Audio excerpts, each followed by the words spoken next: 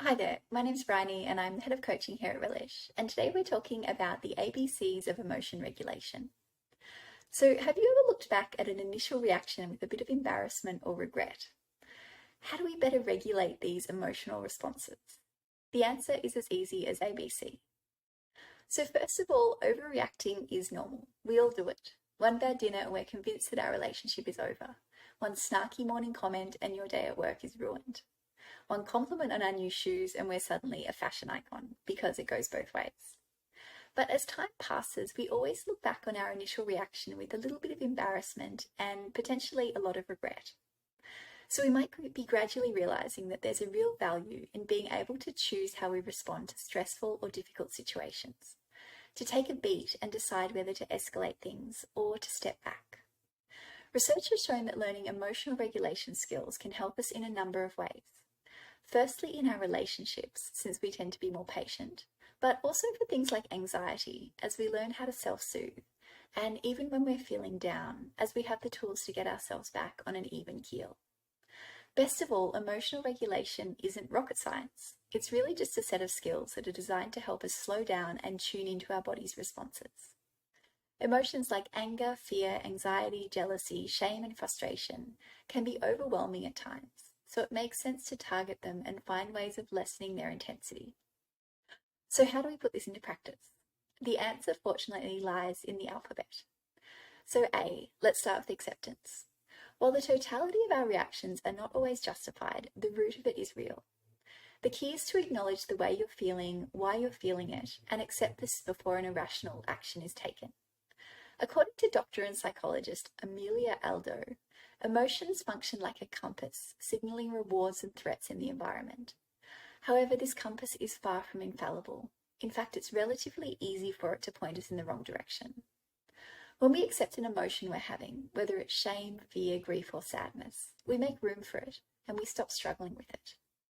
Often a lot of our issues come from not the emotion itself, but the ways we try and not to feel it, through food, alcohol, drugs, or more commonly, the numbing yet compelling things like online shopping and social media. Accepting that we're sad or angry or lonely means that we can then figure out what to do about it, rather than avoiding dealing with it. So let's talk about B, as in balancing emotions. Context is key, and being aware of both your emotional state and the situation will help you understand which reaction is the most appropriate. It's okay to become upset when your partner forgets to empty the dishwasher, but going completely bonkers on them doesn't quite add up. Says Aldeo, it's really important that we learn how and when to trust our emotional compass. Stated in more technical terms, we sometimes need to regulate our emotions so that our behaviour does not end up at their mercy. Balancing emotions might take some time to learn, and one good way to get started is, after an argument or situation that didn't go well, see if you can reflect back to what happened, considering what might have been a trigger for you, for example, feeling ignored or taken for granted, and some of the things you could have done differently in that situation. For example, calmly stated what was wrong, called a friend for support. The more we can take a growth mindset in these situations, the more we can learn from the mistakes and figure out how we can manage strong emotions and get our needs met at the same time. Being aware of both your emotional state and the situation will help you understand what reaction is the most appropriate for you. And let's talk about C. Last but certainly not least is cognitive reappraisal, which is just a fancy word for doing a self-scan, an inventory of your thought patterns. For example, we can replace thoughts like they hate me with they're frustrated and need time to cool off. It's not about changing the reality, it's about painting the larger picture so you have a broader and more effective perception. And once we take all of that into account, we can respond like the sensible, patient partner we want to be.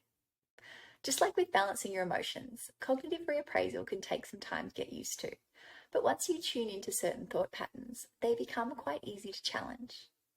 We often have our minds that stories that they tell us, whether it's a story that we're unlovable or a failure or a bad person. Everybody has these inner narratives about themselves, and by the way, they're not true. And once we recognize a familiar story, we can choose to tune in or out.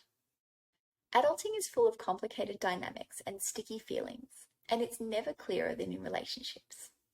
Although full access to the range of emotional spectrum can feel overwhelming at times, making sense of it all is actually pretty simple. in fact, as easy as ABC.